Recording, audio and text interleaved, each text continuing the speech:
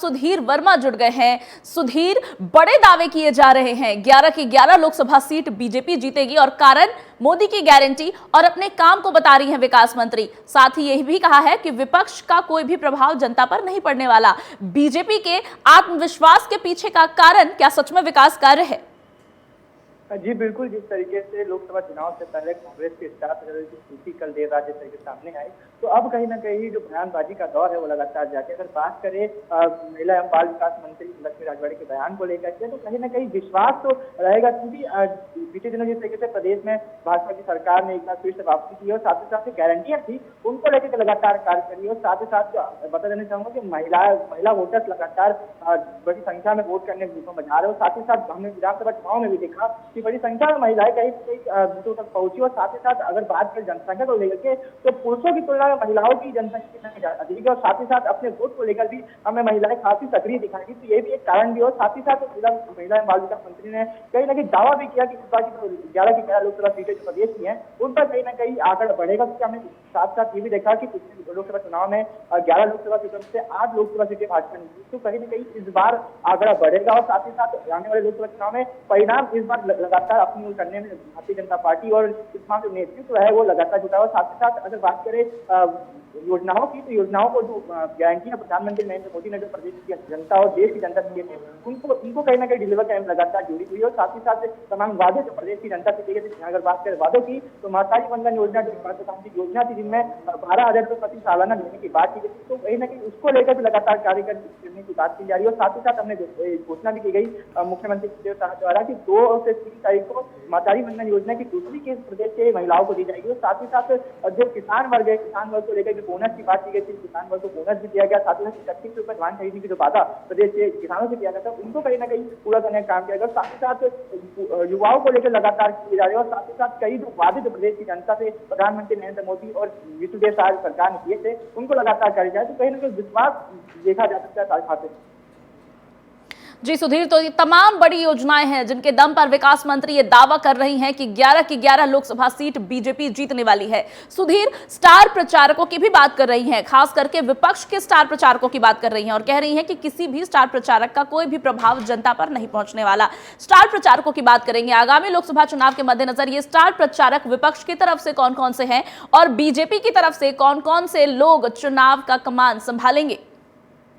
जी बिल्कुल, अगर बात की जाए स्टार प्रचारक की, तो दोनों ही पार्टियों ने अपने स्टार प्रचारक मैदान में उतार दिए। जहां कल बीते दिनों जिस तरीके से कांग्रेस के स्थिति सामने आई, जैसे मल्लिकार्जुन खड़गे, राहुल गांधी, प्रियंका गांधी, सोनिया गांधी समेत कई दिग्गज नेता जिसमें शामिल है। बता देना चाहूंगा कुल 40 नाम है। और साथ ही साथ बीजेपी ने भी अपने स्टार प्रचारक की सूची जारी कर दी है। प्रदेश में विष्णुदेव साय लगातार दौरे कर रहे हो, स्टार प्रचारक बनाया गया। डिप्टी सीएम, दोनों ही प्रदेश के डिप्टी सीएम को स्टार प्रचारक बनाया गया। साथ ही साथ तमाम भाजपा के कार्यकर्ता है, जो दिग्गज नेता जो लगातार सक्रिय है, उनको स्टार प्रचारक बनाया गया। और साथ ही साथ स्टार प्रचारकों की अगर बात की जाए, तो लोग विधानसभा चुनाव हमने देखा कि जिस तरीके से जो कांग्रेस के कार्यकर्ता थे और जो दिग्गज नेता थे उनके दौरे लगातार राजधानी में हुए। साथ ही साथ हम एक दौरा बता देना चाहूंगी, प्रियंका गांधी ने राजधानी रायपुर में एक दौरा किया था और साथ ही साथ एक बड़ा रोड शो भी किया था। परंतु उसके बावजूद भी प्रदेश में राजधानी रायपुर की अगर बात करें, तो सातों की सातों विधानसभा सीट कहीं ना कहीं कांग्रेस के हाथ में नहीं रही। पाला कहीं ना कहीं हमें उल्टा नजर आया। साथ साथ तमाम बयानबाजी हो रही है उसकी कहीं ना कहीं हम ये मान सकते हैं कि एक और जहां अगर बात करें स्टार प्रचारकों की, तो खासा प्रभाव राजधानी में किसी को नहीं मिला था। साथ ही साथ अगर बात करें कांग्रेस के स्टार प्रचारकों की, तो खासा कोई प्रचार प्रसार जो विधानसभा चुनाव में असर नहीं दिखा था। इस बार जिस तरीके से बयानबाजी शुरू हो चुकी है स्टार प्रचारकों को लेकर, कांग्रेस के खास करके स्टार प्रचारकों को लेकर के, तो लगातार बयानबाजी जारी है। और साथ ही साथ इस बार लोकसभा चुनाव में देखा खास होगा कि दोनों ही पार्टियों के स्टार प्रचारक बिल्कुल, तो दोनों ही पार्टियों के स्टार प्रचारक चुनावी मैदान में उतार दिए गए हैं। दोनों ही पार्टियों ने अपने अपने स्टार प्रचारकों की लिस्ट जारी कर दी है और विकास मंत्री का यह बड़ा दावा है कि सभी लोकसभा सीटों पर बीजेपी चुनाव जीतने वाली है। कारण है बीजेपी के विकास की योजनाएं। सुधीर, तमाम जानकारियों के लिए आपका बहुत बहुत शुक्रिया। और अब बुलेटिन में आगे बढ़ेंगे। नारायणपुर जिले के अबूझ माड़ के जंगलों में नक्सलियों और पुलिसकर्मियों के बीच मुठभेड़ का एक मामला सामने आया है। पुलिस की जवाबी कार्रवाई के बाद नक्सली मौके से फरार होने में सफल रहे। पुलिस ने घटनास्थल से 5 किलो आईडी भी बरामद की है। अबूझ के जंगलों में पुलिस के और बदमाशों के बीच ये मुठभेड़ की खबर सामने आई है, जहां पुलिस और नक्सलियों में मुठभेड़ हुई है। हालांकि पुलिस की जवाबी कार्रवाई के बाद नक्सली इलाके से फरार होने में कामयाब रहे। मौके से कई सारी चीजें पुलिस ने बरामद की है, जिसमें 5 किलो आईडी भी शामिल है। हमारे इस जिले की पुलिस, नारायणपुर पुलिस के एसपी सर के द्वारा एक सर्च पार्टी तैयार किया गया। हमें बराबर सूचना मिल रही थी कि कोरोनार जंगल की तरफ नक्सलियों का और उच्च लेवल के नक्सलियों का मूवमेंट है, तो हमने उस पर से सर्च पार्टी लॉन्च करी थी, जिसमें हमारे 8 डीआरजी की टीम गई थी। इसमें एडिशनल एसपी मैं और मेरे साथ 2 डीएसपी के साथ टीम रवाना की गई थी, जिसमें कि सर्च के दौरान ये दूसरे दिन 29 को नक्सलियों द्वारा हम पर हमला किया गया और उसी पर जवाबी कार्रवाई हेतु पुलिस की तरफ से भी उसमें फायरिंग हुआ है। और हमें 3 से 4 डेरा मिले ऊपर नक्सलियों के, जहाँ पे हमने प्रेशर आईडी से लेकर के अलग अलग उनके जो लिटरेचर है वो सब जब्त किया है और उनके साथ साथ ट्रेनिंग मैनुअल वगैरह भी मिला है, जिसमें कि कैसे बूबी ट्रैप्स वगैरह बनाने की जानकारी दी जा रही थी। और एक डेरा में ऐसा भी मिला जहाँ पे अच्छे से पत्तों का बेड और छत बना हुआ था। हमें उम्मीद है कि कोई उच्च लीडर ही था वहाँ पे, जो SZCM वगैरह होते हैं ऐसे, तो हम कोशिश करेंगे अगली बार वो हमारे। कांग्रेस के नेता राम कुमार शुक्ला ने मुख्यमंत्री के खिलाफ बयानबाजी करके अपने आप को असुरक्षित महसूस करते हुए कलेक्टर को पत्र लिखते हुए बताया है कि मुझे आत्मरक्षा के लिए लाइसेंस से रिवॉल्वर की आवश्यकता है, जो कि इस समय सिविल लाइन थाना में जमा है। कांग्रेस नेता के इस पत्र के बाद सियासी बयानबाजी शुरू हो गई है। इस मामले को लेकर पूर्व मंत्री अजय चंद्राकर ने तंज कसते हुए कहा है कि प्रशासन को इस पर ध्यान देना चाहिए। देखिए, कांग्रेस में स्लीपर सेल है, यह स्वीकार करना भूपेश बघेल जी का, इसका मतलब है कि कांग्रेस एक आतंकी संगठन है और उस आतंकी संगठन से जन सामान्य से लेके किसी को भी खतरा हो सकता है। और भूपेश बघेल जी के बयान के बाद जो राम कुमार शुक्ला जी का बयान आया है, उसमें कहीं भी अतिशयोक्ति नहीं है। कोई भी स्लीपर सेल वाला उसकी हत्या कर सकता होगा, ये आशंका उनको है। प्रशासन को इस पर ध्यान देना चाहिए। ये चूके हुए लोग हैं, अपने आप को मीडिया में लाने के लिए, सस्ता प्रचार पाने के लिए इस प्रकार की स्तरहीन बयानबाजी करते हैं। ये सारे के सारे अप्रासंगिक लोग हैं, राजनीति में काफ़ी दिनों से न सक्रिय हैं, अवसरवादी लोग हैं। ये जब मौका देखते हैं तब सामने आ जाते हैं। जब पार्टी संगठन संघर्ष की स्थिति में रहती है तब अपने घरों में डूबते हुए लोग रहते हैं। ये धंधेबाज किस्म के लोग हैं और ऐसे लोगों के बयान का कोई फर्क नहीं पड़ता। रायगढ़ लोकसभा सीट से सीएम विष्णुदेव साय के द्वारा 1999 में रचित चक्रव्यूह को आज तक कांग्रेस नहीं भेद पाई है। अनुसूचित जनजाति के लिए आरक्षित रायगढ़ लोकसभा क्षेत्र में 8 विधानसभा शामिल है, जहां बीते 25 सालों से कांग्रेस जीत दर्ज करने के लिए तरस रही है। इस लोकसभा सीट पर प्रमुख रूप से कांग्रेस और भाजपा के बीच कड़ी टक्कर होती है। हर बार भाजपा जीत दर्ज करती है, लेकिन अब कांग्रेस भी मशक्कत करना शुरू कर चुकी है। 2024 के लोकसभा चुनाव में क्या कांग्रेस विष्णु के गढ़ को भेदने में कामयाब हो पाएगी? देखिए रिपोर्ट। इसके विधानसभा चुनाव में भाजपा को बहुमत मिला तो राज्य के चौथे मुख्यमंत्री के रूप में काम करने का अवसर भी मिला। देखा जाए तो 1999 में विष्णुदेव साय ने जो चक्रव्यूह तैयार किया, उसे भेदने में कांग्रेस आज तक कामयाब नहीं हो पाई है। 1962 में अस्तित्व में आई रायगढ़ सीट में 6 बार कांग्रेस जीती है, जबकि 1 बार जनता पार्टी व 7 मर्तबा भाजपा को विजयश्री हासिल हुई है। 1999 से यहाँ कांग्रेस जीत नहीं सकी है। अनुसूचित जनजाति के लिए आरक्षित रायगढ़ लोकसभा क्षेत्र में 8 विधानसभा शामिल हैं, जिसमें विधानसभा जसपुर, कुनकुनी, पत्तलगांव सीट शामिल है। तो रायगढ़ जिले की लैलूंगा, धर्मजयगढ़, रायगढ़, सारंगगढ़ और खरसिया विधानसभा क्षेत्र इस लोकसभा में है। रायगढ़ लोकसभा सीट का आधा भाग बिलासपुर तथा आधा भाग सरगुजा संभाग में पड़ता है। इस सीट पर बीजेपी और कांग्रेस की तरफ से हमेशा कांटे की टक्कर रही है। 1999 से 2019 के लोकसभा चुनाव तक यहाँ भाजपा का कब्जा रहा है। इस बार रायगढ़ लोकसभा सीट पर कांग्रेस ने मेनका सिंह को अपना प्रत्याशी बनाया है, तो वहीं उनके सामने बीजेपी के राधेश्याम राठिया चुनाव मैदान में हैं। वहीं भाजपा ने प्रदेश के मुखिया विष्णुदेव साय की सेवा भाव बता रही है, जिससे जनता लगातार 25 सालों से आशीर्वाद प्रदान कर रही है।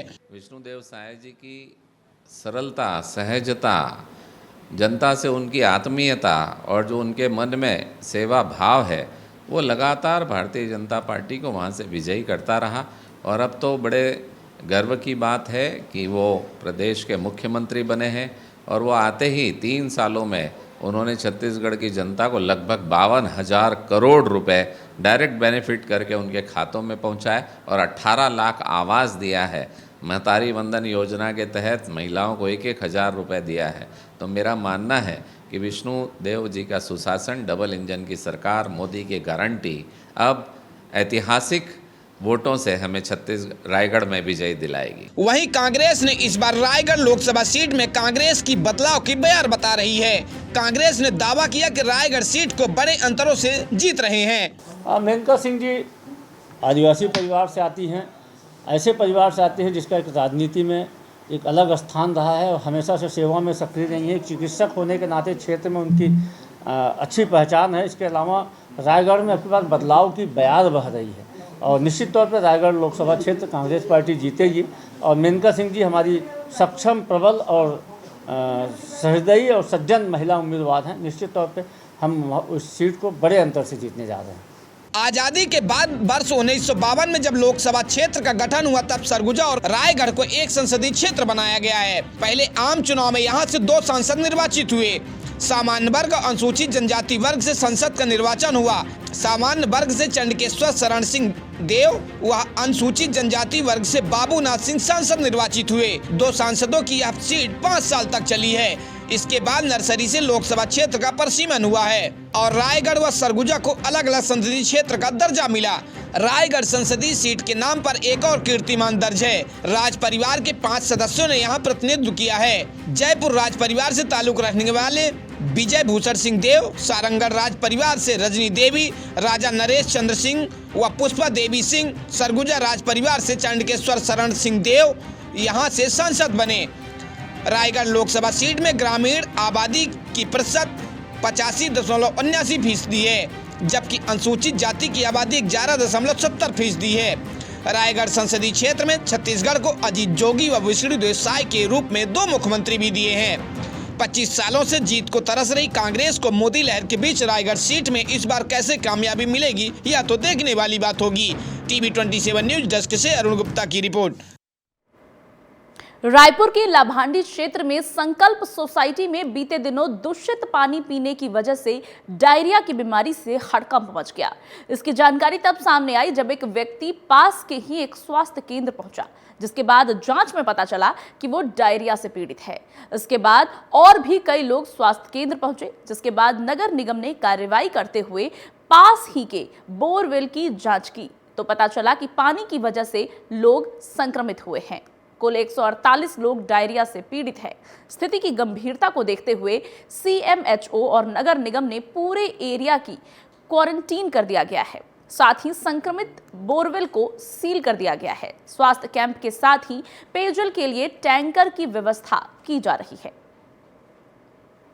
रायपुर के लाभांडी क्षेत्र के संकल्प सोसाइटी में बीते दिनों दूषित पानी की वजह से डायरिया की बीमारी से हड़कंप मच गया है। आपको बता दें, प्राथमिक स्तर पर जब एक व्यक्ति स्वास्थ्य कारणों से पास के स्वास्थ्य केंद्र पहुंचा तो जांच में व्यक्ति डायरिया पीड़ित निकला। इसके बाद धीरे धीरे करके अन्य लोग भी पास ही के स्वास्थ्य केंद्र में पहुंचे। वहीं नगर निगम में त्वरित कार्यवाही करते हुए पास के ही बोरवेल की जाँच की। बोरवेल की जाँच करने पर पता चला कि बोरवेल के पानी की वजह से लोग संक्रमित हुए हैं।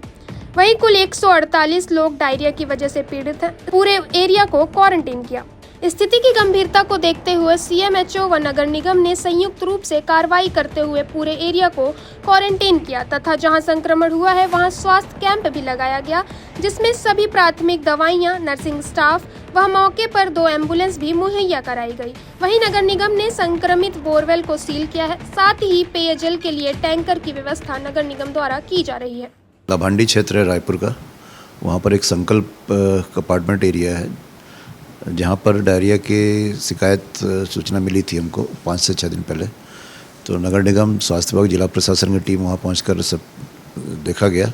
उसके बाद स्वास्थ्य शिविर लगाया गया है 4 बिस्तर अस्पताल के साथ। 24 घंटे डॉक्टर और पैरामेडिकल स्टाफ आवश्यक दवाइयों के साथ वहाँ पर ड्यूटी कर रहे हैं। साथ में 2 एम्बुलेंस भी है। अभी तक 88 केस डायरिया के मिले हैं, जिसमें भर्ती भी किए गए थे, उसमें से लगभग अभी 12 ही मरीज अस्पताल में हैं, बाकी सब ठीक होकर अपने घर पहुंच गए हैं। और विगत 24 घंटे से नया मरीज नहीं मिला है और 2 दिन से 4 ही मरीज आए थे, मतलब काफ़ी तेज़ी से इसमें नियंत्रण आया है। स्वास्थ्य शिविर अभी लगातार लगा हुआ है। कलेक्टर महोदय के निर्देश पे लगातार बेहतर व्यवस्था बनाकर रखी गई है और मेकाहारा और जिला अस्पताल में नियमित भ्रमण भी किया जा रहा है हमारी टीम द्वारा, मेरे द्वारा, ताकि वहाँ जो मरीज भर्ती थे उनको भी बेहतर उपचार मिल सके। सूचना मिलते ही राजधानी रायपुर के सीएमएचओ मिथिलेश चौधरी ने त्वरित कार्यवाही करते हुए वहां नर्सिंग स्टाफ की नियुक्ति की। साथ ही सभी जरूरी दवाइयां भी मौके पर उपलब्ध कराई। वहीं 2 एम्बुलेंस भी 24 घंटे में उपलब्ध कराई गई ताकि किसी मरीज की स्थिति बिगड़ने पर उसे पास के ही जिला अस्पताल में भर्ती कराया जा सके। प्राथमिक इलाज के लिए जो भी हमारे जरूरी हमारे मेडिसिन हैं वो सब हमारे पास है, जैसे एंटीबायोटिक हो गया और प्रोबायोटिक, ये सब हमारे पास सब उपलब्ध है, जो भी हम प्राथमिक में रख सकते हैं। जिस मरीज़ की स्थिति थोड़ी सी हमें लगती है कि उसे आगे भेजा जाए तो हम उसे तुरंत तत्पर एम्बुलेंस के द्वारा, हमारी 2 एम्बुलेंस 24 घंटे खड़ी रहती है, वो हम बड़े अस्पताल में तुरंत उनको भेजा जा रहा है। मौके पर पहुंचकर टीवी 27 की टीम ने नर्सिंग स्टाफ से स्थिति की जानकारी लेते हुए बातचीत की, जिसमें नर्सिंग स्टाफ ने बताया कि प्राथमिक क्लास के लिए जो भी जरूरी दवाइयां हैं वह शासन द्वारा यहां उपलब्ध कराई गई है, जिसमें एंटीबायोटिक, प्रोबायोटिक जैसी दवाइयां भी प्रशासन द्वारा उपलब्ध कराई गई है। साथ ही जिस मरीज की स्थिति थोड़ी भी गंभीर लगती है उसे तुरंत ही स्वास्थ्य सेवाओं के लिए जिला अस्पताल भेज दिया जाता है। अस्पताल भेजने के लिए प्रशासन द्वारा 2 एम्बुलेंस 24 घंटे यहां उपलब्ध कराई गई है। साथ ही वर्तमान पेशेंट की स्थिति की जानकारी लेते हुए पता चला है कि कुल 76 मरीजों की संख्या है, जिसमें 90% मरीज का स्वास्थ्य वर्तमान में ठीक है।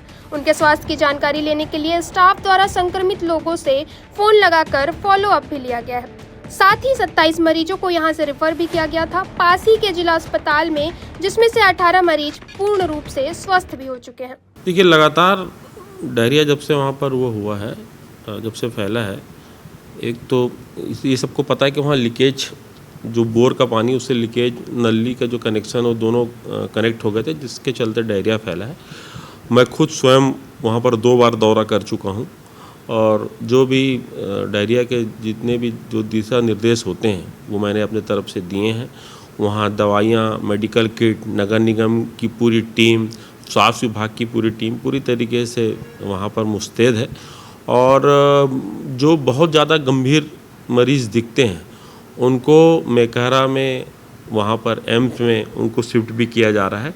ऐसे कहीं पर भी बहुत ज़्यादा वो नहीं है, कहीं पर भी ऐसा कोई गंभीर उसका नहीं है। वहाँ पर 2 जन थोड़ा सा गंभीर बताया गया, एक जो महिला जो प्रेग्नेंट थी और एक जेंट्स को शायद मेरे ख्याल से कोई 2-3 बीमारी थी, उन लोग को थोड़ा वहाँ पर ला के उनको वहाँ पर एडमिट किया गया मेकाहारा में। वहाँ पर भी मैंने डॉक्टरों से बात करी, तो ऐसा कहीं पर भी कोई मतलब कोई बड़े डरने जैसी कोई बात नहीं, मगर ये ज़रूर है कि वहाँ पर कैसी भी करके पूरी तरीके से कंट्रोल पाया जाएगा। स्वास्थ्य विभाग की टीम भी पूरी लगी है, नगर निगम की पूरी टीम लगी है, सबका स्वास्थ्य परीक्षण किया जा रहा है, सबको मेडिकल दवाइयाँ दी जा रही है, जो भी प्राथमिक उपचार होते हैं वो सब किए जा रहे हैं। इस पर अधिक बात करने के लिए हमने राजधानी रायपुर के महापौर एजाज ढेबर से बात की। इस पूरे मामले को लेकर महापौर ने कहा कि लाभांडी के संकल्प सोसाइटी में दूषित पानी पीने की वजह से लोगों में डायरिया का संक्रमण फैला है।